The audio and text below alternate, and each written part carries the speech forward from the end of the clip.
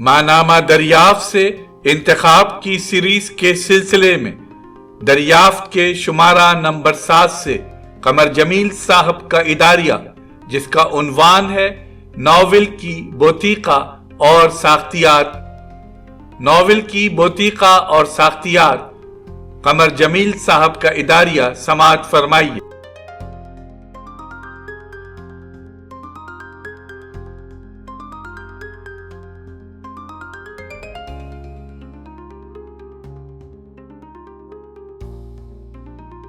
किसी बयानिए को पढ़ने का मतलब यह नहीं है कि कारी सिर्फ एक लफ्ज से दूसरे लफ्ज की तरफ जाए, बल्कि इसका मतलब एक सतह से दूसरी सतह तक जाना भी है।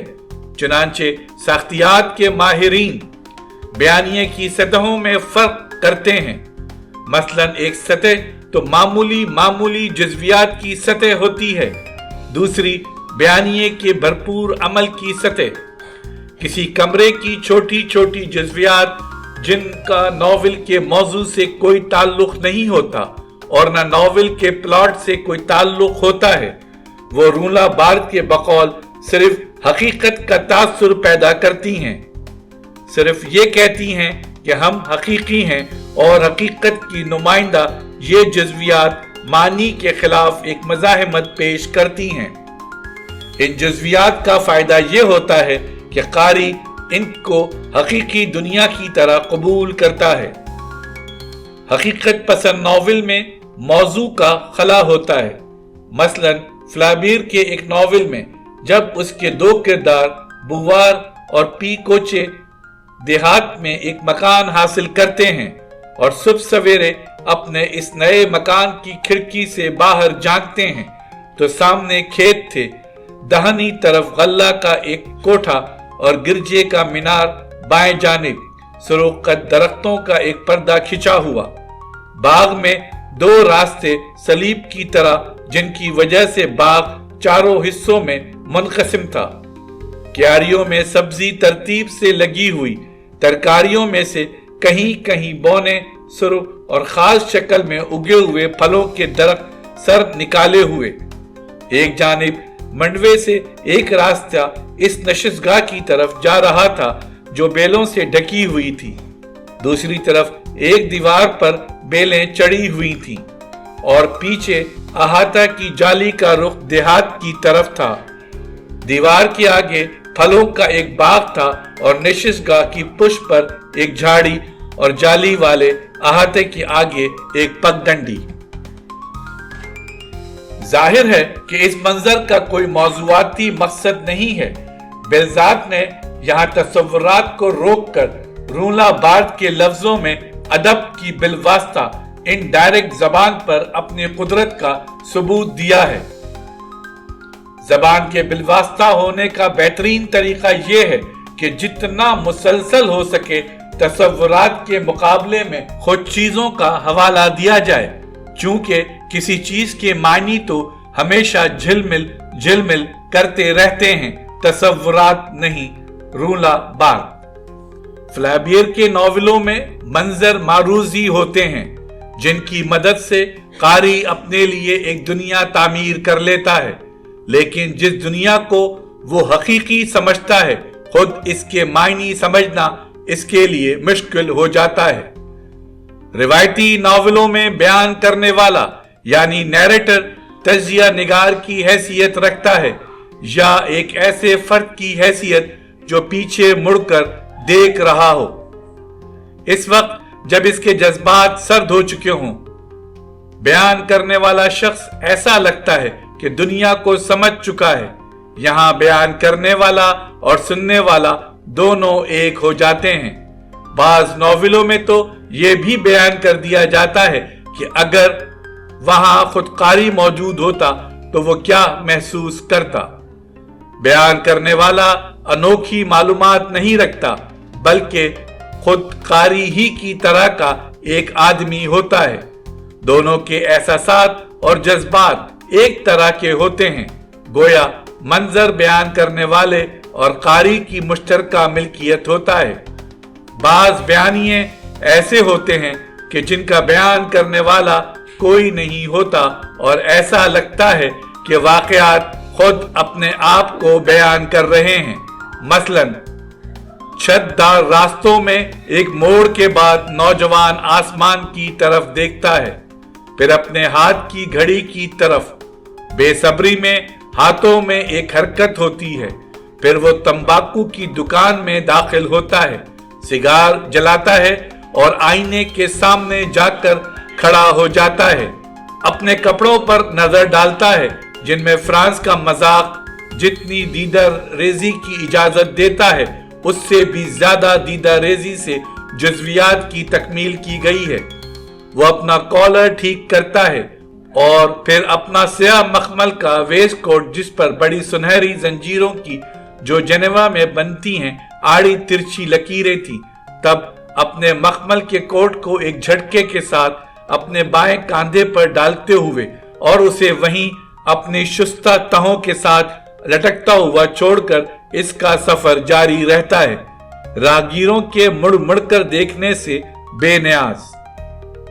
जब दुकानों पर बत्तियां जल जाती हैं और रात उसे खासी तारीख महसूस होने लगती है, वो शायद महल के चौक की जानिब इस आदमी की तरफ चलता रहता है जो पहचान लिए जाने से खौफजदा हो, ताकि फ्राइड मानतों में दाखिल हो सके, जिसके आगे किराए की बग्गियों की एक दीवार सी खड़ी थी।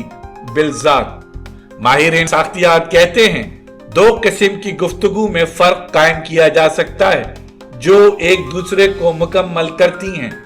एक वो जिसका ताल्लुक वाकयात के बयान से होता है, दूसरी वो जिसका ताल्लुक बयान करने वाले की दाखिलियत से होता है। रूना बार्थ कहता है कि नॉवेल जिंदगी को तकदीर बना देता है और वक्त के दौरान मुसलसल को बामायनी वक्त में तब्दील कर देता है।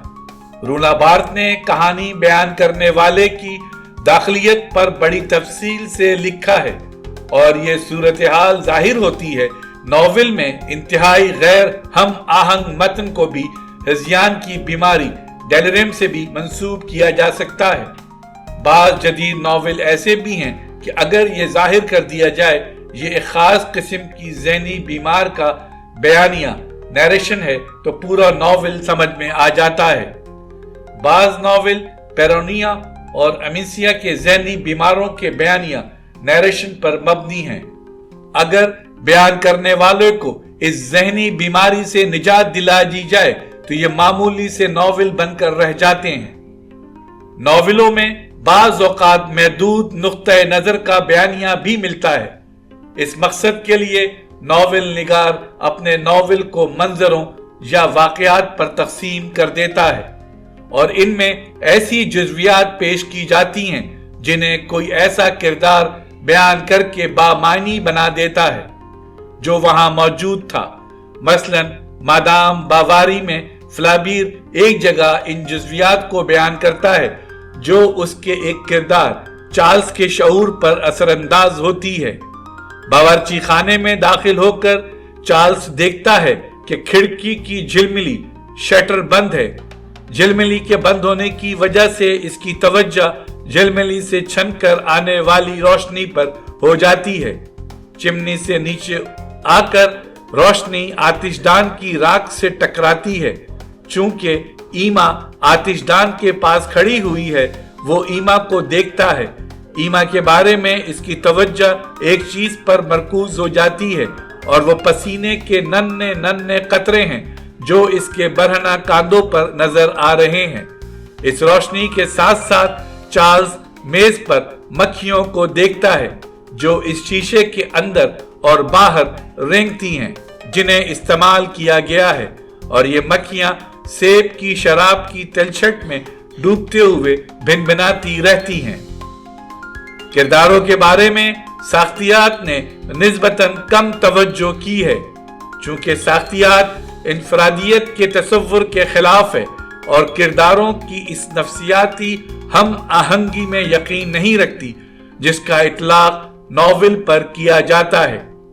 साख्तियात किरदार के इस तसव्वुर को मित करार देती है और बताती है कि जदीद नॉवेलों में किरदार स्ट्रक्चर में एक मोड की हैसियत रखते हैं। किरदार के सिलसिले में माहिरीन साख्तियात की तवज्जो बुनियादी तौर पर प्रॉप के नजरिए पर है। साख्तियात किरदार को नफ्सियाती जौहर एसेंस की रोशनी में नहीं देखती और ये नजरिया पेश करती है कि किरदार को हिस्सा लेने वाले की हैसियत से देखा जाए, ना कि वजूद की हैसियत से, यानी पार्टिसिपेंट की हैसियत से देखा जाए, ना कि बीइंग की हैसियत से। प्रॉप का नजरिया यह है कि अवामी कहानियों में किरदार 7 किस्म के रोल अदा करते हैं। विलन, इसका मददगार, डोनर यानी जादू के जराए मुहैया करने वाला, महबूबा जिसकी तलाश जारी है, और इसका बाप वो शख्स जो हीरो को सफर पर भेजता है। हीरो और झूठा हीरो, ये 7 किरदार हुए जो लोक कहानियों में बुनियादी हैसियत रखते हैं। इसी तरह किरदारों की कुछ किस्में ग्राइमास ने भी बताई हैं। नॉर्थरोप फ्राई ने भी किरदारों की एक तकसीम की है। वो कहता है कि नॉवेलों के किरदार जिंदगी के मिसल इसलिए नजर आते हैं कि वो स्टॉक टाइप से मुनासिबत रखते हैं। ये स्टॉक टाइप किरदार नहीं होता, बल्कि इस किरदार के ढांचे की तरह होता है। माहिरीन साख्तियात कहते हैं कि नॉवेल के बाहर शेखी खोरे या आशिक का जो भी रोल हो, हमारे जहन में शेखी खोर, नौजवान आशिक, अक्लमंद आदमी, साजिशी मातहत और विलन के जो मॉडल होते हैं वो अदबी तख्लीक हैं, और इन्हीं की रोशनी में हम किरदारों को मुतय्यन करते हैं। इनका इन्हिसार हमारे कल्चरल नमूनों पर होता है। कमर जमील।